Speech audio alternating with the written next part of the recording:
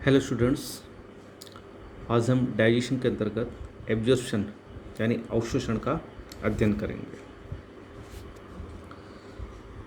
Alimentary canal यानी आहार नाल के जो स्मॉल इंटेस्टाइन वाला भाग है, वहाँ तक भोजन जब पहुँचता है तो वहाँ तक लगभग डाइजेशन का कार्य पूर्ण हो चुका होता है। पाचन के सभी जो एंड प्रोडक्ट होते हैं, अंतिम उत्पाद होते हैं, वो जल में घुलनशील और विसरणशील होते हैं। एंड प्रोडक्ट का मतलब जैसे कार्बोहाइड्रेट अल्टीमेटली अंततः मोनोसेक्राइड में कन्वर्ट होता है, जैसे ग्लूकोज आदि में, ग्लूकोज फ्रक्टोज में। प्रोटीन है वो अमीनो एसिड्स में कन्वर्ट हो जाता है।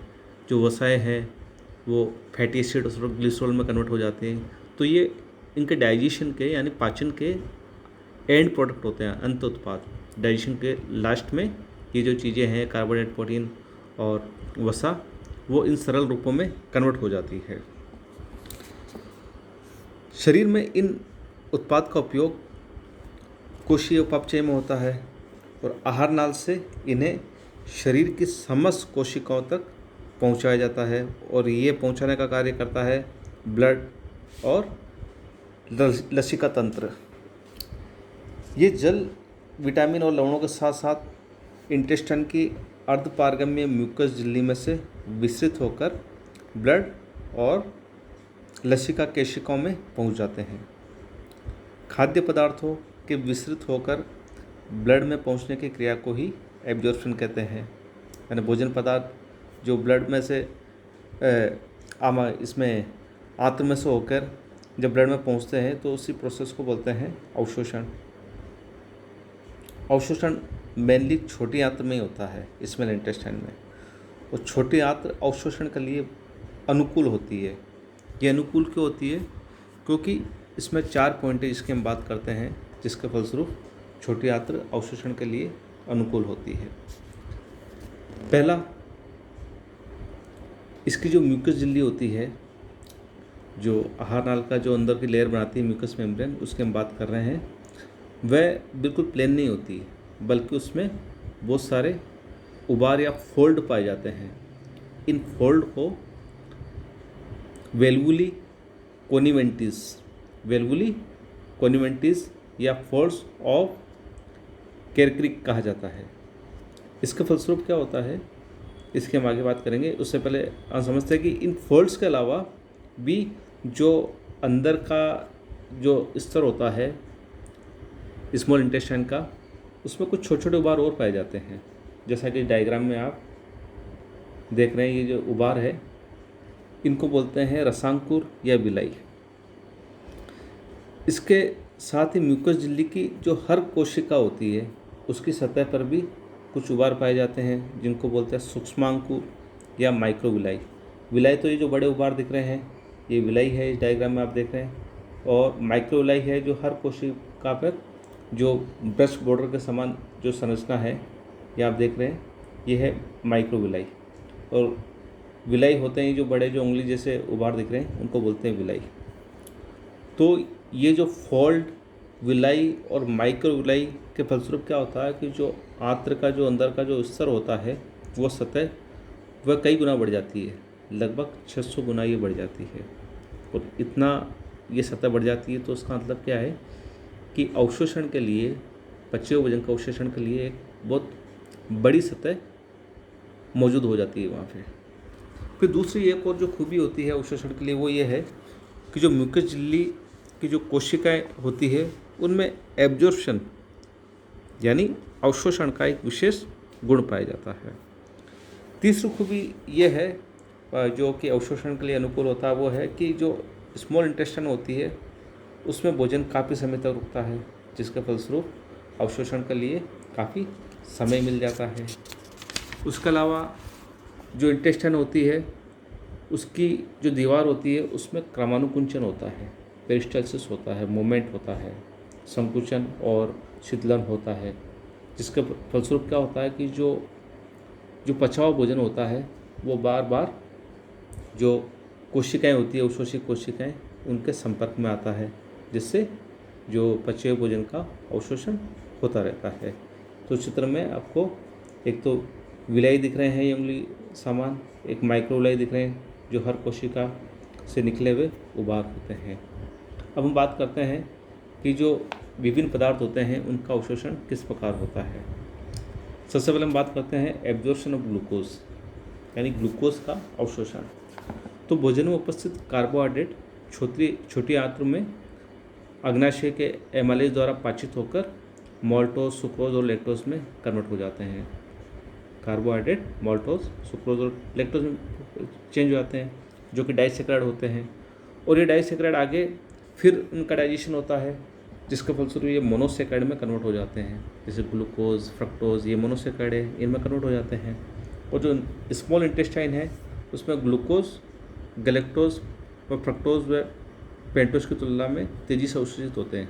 ग्लूकोज का जो एब्जॉर्प्शन होता है वो बाकी की तुलना में बहुत तेज़ होता है। और मोनोसैकेराइड जो कि सक्रिय रूप से अवशोषित होता है वह है डी ग्लूकोज। ग्लूकोज भी डी ग्लूकोज के रूप में ज़्यादा तेज़ी से अवशोषित होता है। अब ग्लूकोज का जो अवशोषण बहुत तेज़ी से होता है तथा पूर्ण रूप से होता है, चाहे ये बहुत कम मात्रा में गोल में उपस्थित हो। ये अवशोषण सबसे पहले विसरण द्वारा होता है, सामान्य डिफ्यूजन द्वारा, और बाद में ये एक्टिव ट्रांसपोर्ट द्वारा ग्लूकोज का अवशोषण शुरू हो जाता है। एक्टिव ट्रांसपोर्ट वाहक अणु ग्लूकोज के साथ मिलकर एक कॉम्प्लेक्स बनाते हैं, कैरियर और ग्लूकोज कॉम्प्लेक्स बना देते हैं, तथा ग्लूकोज का जो ट्रांसपोर्ट होता है वो दोनों दिशाओं की ओर कर सकते हैं। यहाँ पे ये कार्य सोडियम का जो वाहक होता है वो करता है। सोडियम आयन एक अस्थायी कॉम्प्लेक्स के रूप में प्लाज्मा झिल्ली द्वारा ग्रहण कर लिए जाते हैं और प्लाज्मा झिल्ली के दूसरी ओर अर्थात कोशिका के अंदर पहुँचने पर मुक्त कर दिए जाते हैं। तो इस प्रकार एक ग्लूकोज का अवशोषण होता है, जो कि विसरण द्वारा और एक्टिव ट्रांसपोर्ट द्वारा दोनों तरह से होता है। उसके बाद हम बात करते हैं कि जो वसा अम्ल होता है उनका एब्जॉर्प्शन कैसा होता है, एब्जॉर्प्शन ऑफ फैटी एसिड। तो वसा के पाचन से वसा अम्ल और मोनोग्लिसराइड बनते हैं, क्योंकि हमें पता है कि वसा जो उदासीन वसाएं होती है उनका निर्माण ग्लिसरॉल और फैटी एसिड से होता है, तो उनके डाइजेशन के फलस्वरूप फैटी एसिड्स बनते हैं। तो वसा के पाचन से वसाम्ल और मोनोग्लिसराइड बनते हैं, जो कि जल में अविलेय होते हैं, अतः इस रूप में अवशोषित नहीं होते हैं। कुछ ही वसाम्ल के अणु स्वतंत्र रूप से गोल में उपस्थित होते हैं तथा ये विसरण द्वारा कोशिका झिल्ली से गुजरकर अवशोषित होते हैं। जो फैटी एसिड होते हैं वह आरंभिक रूप में छोटी आंत में क्षार के साथ प्रतिक्रिया करते हैं तथा साबुनों के में रूपांतरित हो जाते हैं, जो पित्त अम्लों की उपस्थिति में आसानी से विलीन हो जाते हैं तथा अवशोषित हो जाते हैं। जब वसाम्ल एपिथेलियल सेल से गुजरते हैं तो ये फिर से ट्राइग्लिसराइड का संश्लेषण कर देते हैं, यानी वसाम्ल एक बार जब अवशोषण करने वाली जो एपिथेलियल सेल्स होती है, उपकला कोशिकाएं, तो उसमें वापस वसाम्ल क्या करेंगे कि ये ट्राइग्लिसराइड यानी फैट का संश्लेषण कर लेंगे। ये संश्लेषण कैसे करते हैं कि जो एंडोप्लाज्मिक रेटिकुलम में इनका संश्लेषण होता है और वहाँ वसा की बूंदें संग्रहित भी दिखाई देती है। ठीक है, एंडोप्लाज्मिक रेटिकुलम से लिपिड की बूंदें उसी प्रकार निकलती है जैसे प्रोटीन संश्लेषण के दौरान प्रोटीन के अणु, जैसे प्रोटीन संश्लेषण होता है तो प्रोटीन के अणु भी क्या है कि एक झिल्ली में से गिरे हुए निकलते हैं, तो उसी प्रकार जो लिपिड की बूंदें होती है, लिपिड यानी वसा, उसकी बूंदें भी निकलती है। ये बूंदें छोटी होती है और लगभग 0.1 से 3.5 माइक्रोन इनका व्यास होता है और इनको काइलो माइक्रोन कहते हैं। इनमें 90% तक ट्राइग्लिसराइड, कुछ phospholipid, cholesterol, free fatty acids और प्रोटीन्स होते हैं। ये जो काइलो माइक्रोन्स हैं ये विशिष्ट वसाएं आंतरिक कोशिकाओं से उनके मध्य में स्थित लेक्टियल तक पहुंचती है। ये लेक्टियल यहाँ होती है, जो बीच में येलो कलर का स्ट्रक्चर दिख रहा है, ये लेक्टियल होती है। इस लेक्टियल में ये पहुँचते हैं काइलो माइक्रोन। इसीलिए जब क्या कि वसाओं का अवशोषण होता है तो इनका कलर दूधिया हो जाता है। ये येलो ऑरेंज कलर का स्ट्रक्चर है लेक्टियल, इनके द्वारा काइलो माइक्रोन का अवशोषण होता है। वसाओं का अवशोषण डायरेक्ट यहाँ होता है, ब्लड कैपिलरीज में नहीं होगा। ये जो रेड और ब्लू रंग की दिख रही है ये कैपिलरीज होती है, इनमें तो ग्लूकोज वगैरह का बाकी पदार्थों का अवशोषण, लेकिन ये जो लेक्टियल्स है उसमें वसाओं का अवशोषण होगा। ठीक है। और रुधिर ब्लड से अंत में ये जो उत्पाद होते हैं ये हिपेटिक पोर्टल सिस्टम द्वारा लीवर तक पहुंचाए जाते हैं। इस प्रकार वसा अवशोषित होकर लसिका तंत्र यानी लिम्फेटिक सिस्टम में आ जाती है और जो इसको बड़ी शिराओं में लेके जाती है, वेंस में लेके जाती है, जबकि अन्य पदार्थ कोशिका द्वारा अवशोषित होकर यकृत निवाहिका तंत्र द्वारा लीवर तक पहुंचते हैं। उसके बाद हम बात करते हैं absorption of amino acids. Amino acids का एब्जॉर्प्शन कैसे होता है? एमिनो एसिड्स होते हैं प्रोटीन के अंत्य उत्पाद, यानी प्रोटीन्स का जब डाइजेशन होता है तो लास्ट में एमिनो एसिड्स बनते हैं और एमिनो एसिड्स से ही प्रोटीन्स बनते हैं। तो पूरे डाइजेशन के फलस्वरूप क्या होता है कि प्रोटीन एमिनो एसिड्स में कन्वर्ट हो जाते हैं। अब ये एमिनो एसिड्स का अवशोषण आंत्र में कैसा होता है इसकी हम बात करते हैं। तो भोजन में उपस्थित प्रोटीन आमाशय में पेप्सिन द्वारा पाचित होते हैं तथा ग्रहणी में जो ट्रिप्सिन के द्वारा भी होते हैं। अब पेप्टाइड्स के जो फ्रेगमेंट होते हैं वो छोटी आंत में एमिनो पेप्टाइड्स द्वारा पाचित होते हैं और एमिनो अम्लों का निर्माण करते हैं। स्वतंत्र एमिनो अम्ल म्यूकस झिल्ली द्वारा गुजरकर अवशोषित हो जाते हैं। जो म्यूकस मेम्ब्रेन, ये जो म्यूकस मेम्ब्रेन दिख रही है, ये जो लेयर दिख रही है चारों ओर, इसकी जो एपिथेलियल सेल्स होती है उनके द्वारा स्वतंत्र ये फैटी एसिड, ये एमिनो एसिड्स होते हैं वो अवशोषित हो जाते हैं। ग्लूकोज के समान ही बहुत से वाहक तंत्र पाए जाते हैं जो कि अलग अलग तरह के एमिनो एसिड्स को अंदर की ओर अवशोषित करते हैं। कुछ एमिनो अम्ल के ट्रांसपोर्टेशन के लिए सोडियम आयन की भी आवश्यकता होती है। जिस प्रकार ग्लूकोज के अभिगमन के लिए भी सोडियम की जरूरत पड़ती है, तो इस प्रकार एमिनो एसिड्स का अवशोषण भी हो जाता है। उसके बाद बात करते हैं हम absorption of water, inorganic salt and alcohol की। तो जो इंटेस्टाइन का जो कायम होता है उनमें सबसे अधिक मात्रा जो होती है वो वाटर की होती है। वाटर सबसे ज़्यादा होता है, 95% तक पानी होता है वो स्मॉल इंटेस्टाइन में ही अवशोषित कर लिया जाता है। स्मॉल इंटेस्टाइन क्योंकि हमने देखा कि इसकी जो सरफेस होती है वो बहुत ज़्यादा हो जाती है विलाई, माइक्रोविलाई और फ्लूइड के कारण। तो जो 95% जो जल होता है जो भोजन के साथ हम लेते हैं वो स्मॉल इंटेस्टाइन से ही अवशोषित हो जाता है।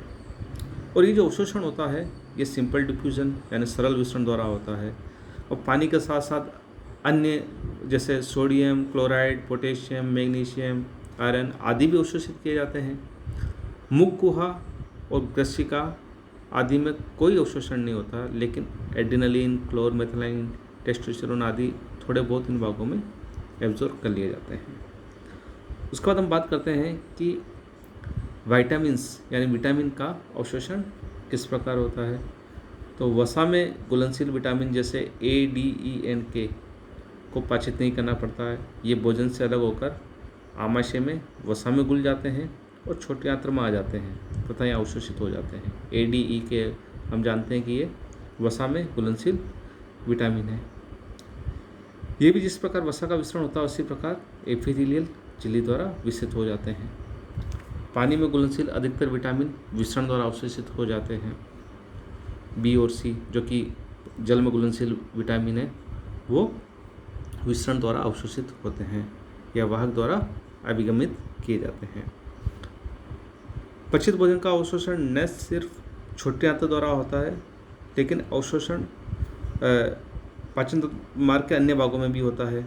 जल, एल्कोहल तथा लवणों का अवशोषण आमाशय में होता है। कोलोन में भी जल का अवशोषण होता है और पाचक मार्ग के विभिन्न भागों की म्यूकस झिल्लियों के द्वारा विभिन्न प्रकार की औषधियों का भी अवशोषण किया जाता है। तो इस प्रकार हमने देखा कि जो छोटी आंत्र है उसकी जो सरफेस अवशोषण के लिए अनुकूल होती है और इसमें glucose, fatty acids, amino acids, जल, अकार्बनिक, लवण, अल्कोहल, विटामिन और कुछ औषधियों आदि का अवशोषण होता है।